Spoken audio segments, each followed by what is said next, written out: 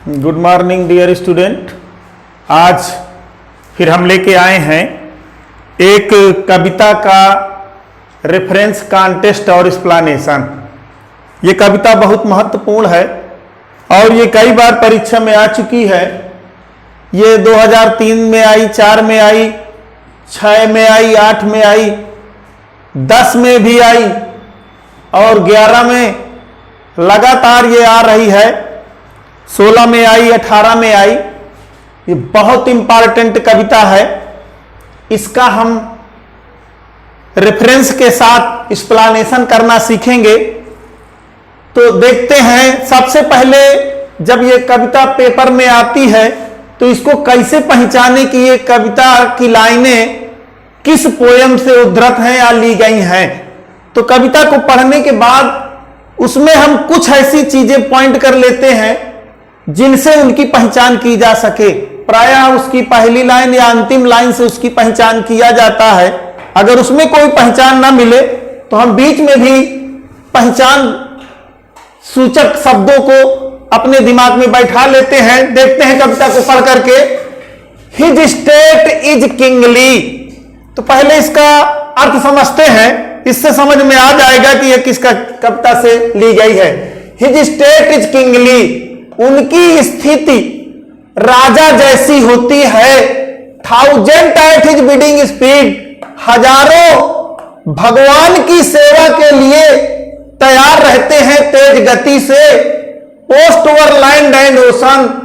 जमीन के ऊपर और समुद्र के ऊपर यानी आकाश में भी और पृथ्वी में भी वो एक समान रूप से कार्य कर सकते हैं। विदाउट रेस्ट, बिना कोई आराम किए। वो ऐसे सेवक होते हैं भगवान के जो बिना आराम के पृथ्वी पर और यानी आकाश पर बिना किसी तरह का रेस्ट लिए हुए, विदाउट रेस्ट के वो काम कर सकते हैं, सेवा भगवान की कर सकते हैं। They also serve who only stand and wait. वे भी भगवान की ही सेवा करते हैं जो चुपचाप अपने बारी का इंतजार करते रहते हैं और उस पर जो है धैर्य धारण किए रहते हैं। कर्तव्य निष्ठ से होकर के, कर्तव्य परायण बन करके चुपचाप भगवान के आदेश का इंतजार करते और खड़े रहते हैं। तो इस कविता में जो भी मुख्य शब्द है वो है जैसे किंगली, राजा के समान स्थिति रखने वाला। दूसरा शब्द हम देखेंगे कि ये कैपिटल लेटर से हिज आया हुआ है और ये हिज कैपिटल से बीच में आया हुआ है। जब कोई कैपिटल लेटर का प्रयोग बीच में किया जाता है किसी नाउन पे या प्रोनाउन पे तो वह भगवान के लिए होता है। तो इसमें ज्यादातर बातें भगवान के बारे में की गई हैं। तो हमारे पास एक कविता है जिस पर कवि ने भगवान से शिकायत किया है और भगवान पर गहरा आस्था दिखाया है। वह है ऑन हिज ब्लाइंडनेस। जब वो अंधेपन पर लिखते हैं तो तभी यह चीज उनके दिमाग में आती है कि भगवान जो है सर्वगुण संपन्न है, सर्वशक्तिमान है। तो जैसे ही हमको ये शब्द का ज्ञान हुआ और राजा शब्द का ज्ञान हुआ तो हमको मालूम पड़ गया कि यह कविता ऑन हिज ब्लाइंडनेस से ली गई है। ये अंतिम लाइन बहुत महत्वपूर्ण है, परीक्षा में कई बार कंपटीशन में आ चुकी है, इसको जरूर रख लें। They also serve who only stand and wait. वे लोग भी भगवान की ही सेवा कर रहे हैं जो केवल खड़े होकर के अपने बारी का इंतजार कर रहे हैं कि भगवान हमें क्या आदेश देंगे, कब आदेश देंगे। तो अब शुरू में करते हैं, पहले 2 शब्द लिखते हैं और अंतिम शब्द लिखते हैं संकेत के लिए। इसके बाद रेफरेंस डाल करके उसकी व्याख्या शुरू करते हैं। रेफरेंस दीज लाइन्स, क्योंकि यह पंक्तियों में है these lines have been taken from the poem। अब जब पोयम का नाम लिखें तो पहला अक्षर कैपिटल से, जो भी शब्द आए वो सारे शब्द का पहला अक्षर कैपिटल से लिखें। आन का ओ, एच, हिज का एच और ब्लाइंडनेस का बी, दोनों को सिंगल इन्वर्टेड में बंद करें। इसके बाद लिखें कवि का नाम, कंपोज्ड बाई जॉन मिल्टन। किसी का नाम कैपिटल से ही लिखा जाता है, प्रॉपर नाउन हमेशा कैपिटल से लिखते हैं। तो these lines have been taken from the poem on his blindness composed by John Milton. यहां रेफरेंस हुआ इस कविता का, इसका कॉन्टेस्ट का मतलब होता है जो लाइंस आई हुई हैं उनके पूर्व कौन सी बात की चर्चा की जा रही है, वो किस विषय में ये पंक्तियां हमें बताती हैं, उस विषय को दर्शाया जाता है कॉन्टेस्ट में, प्रसंग में। तो कभी आंखों की ज्योति खो चुका है, अब भगवान की सेवा नहीं कर सकता है। लिखते हैं इसे, the poet loses his eyesight. कभी खो देता है अपने आंखों की ज्योति। He can not serve God, वह भगवान की सेवा नहीं कर सकता है। इसके साथ साथ यह भी दर्शा दे कि इसमें भगवान पर गहरा विश्वास दिखाया गया है। ही सोज, वह दर्शाता है गहरा विश्वास, दृढ़ विश्वास, फर्म दृढ़, फेथ विश्वास इन गॉड। ये रहा आपका प्रसंग। The poet loses his eyesight, कभी अपने आंखों की ज्योति खो देता है। He can not serve God, अब वो भगवान की सेवा नहीं कर सकता है। He shows firm faith in God, वह भगवान पर गहरी आस्था दर्शाता है। रेफरेंस कॉन्टेस्ट के बाद एक्सप्लेनेशन लिखेंगे।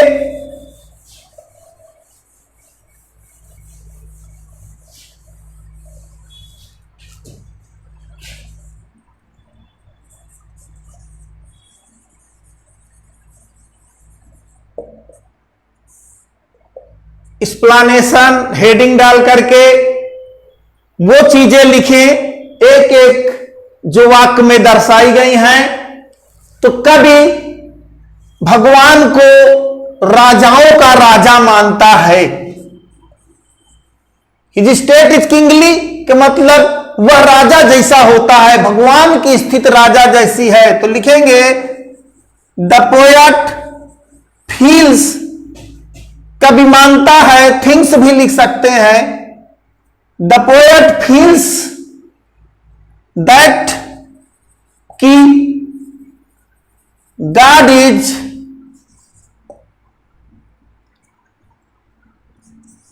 the king of kings, कभी ऐसा महसूस करता है, कभी ये मानता है कि भगवान है किंग ऑफ किंग्स, राजाओं के राजा, वह सर्वशक्तिमान है। ही इज ऑल पावरफुल, भगवान राजाओं के राजा हैं, वो सर्वशक्तिमान हैं। 1000 टाइम्स विदिंग स्पीड, हजारों देवदूत उनकी सेवा में लगे रहते हैं, यानी भगवान के पास हजारों देवदूत होते हैं। तो लिखेंगे भगवान हजारों देवदूत रखते हैं, तो ही भगवान हैज रखते हैं थाउजेंड्स, हजारों of angels, thousands of angel, हजारों देवदूत भगवान रखते हैं। भगवान के पास हजारों देवदूत होते हैं और ये देवदूत दे कैन सर्व गॉड, ये भगवान की सेवा कर सकते हैं विदाउट रेस्ट,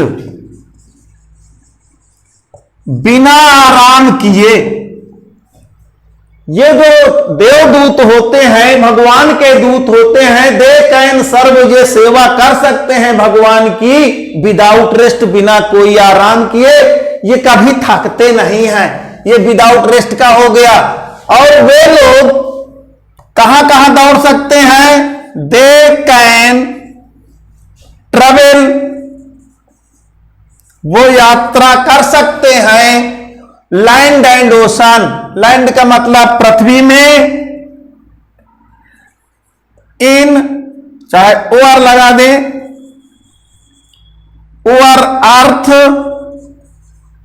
एंड हेवन, वह पृथ्वी और आकाश में हर जगह यात्रा कर सकते हैं, उन्हें कहीं भी कोई दिक्कत नहीं होती।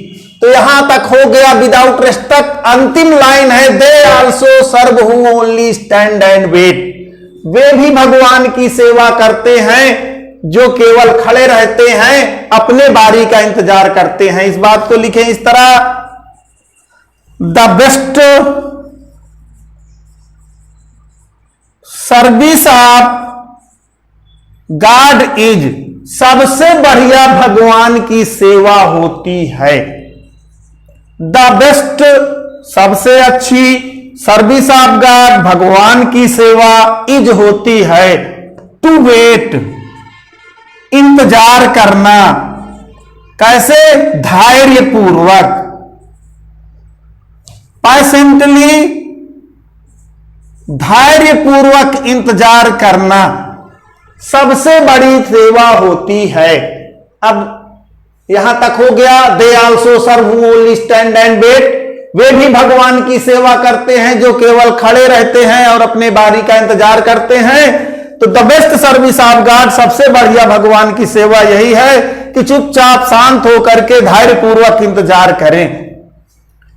एक लाइन बेहतरीन के लिए जोड़ दें, ए कंप्लीट सबमिशन, सबमिशन माने समर्पण, पूर्ण समर्पण in the will of God, भगवान की इच्छा पर पूर्ण समर्पण ही इज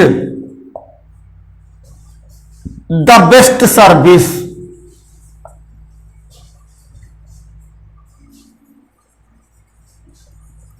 भगवान की इच्छा पर, विल ऑफ गॉड पर एक कंप्लीट समर्पण, एक पूर्ण रूप से समर्पण ही सबसे बढ़िया भगवान की सेवा होती है। तो इस तरह से पूरे उसका जो पंक्तियां दी गई थी, ये व्याख्या हो गई है। थोड़ा सा नोट में अगर कुछ स्पेशल दिखे उसे दर्शा दें, तो एक लाइन दिखी थी, ये थी दे आल्सो सर्व वेट, ये नोट में दर्शा दें कि यहां पे प्रोवर्बियल स्पीच है, ये कहावत के रूप में कहा गया है। तो लिख दे this is an a proverbial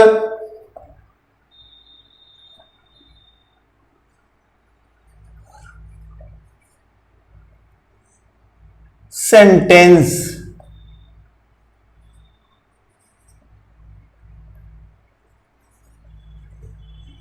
यहां प्रोवर्बियल वाक्य है और इसमें भगवान के महत्ता के बारे में वर्णन किया गया है। तो दूसरा नंबर डाल के लिख दें, the poet shows his firm belief। कवि अपनी दृढ़ आस्था दर्शाता है इन गॉड, भगवान पर।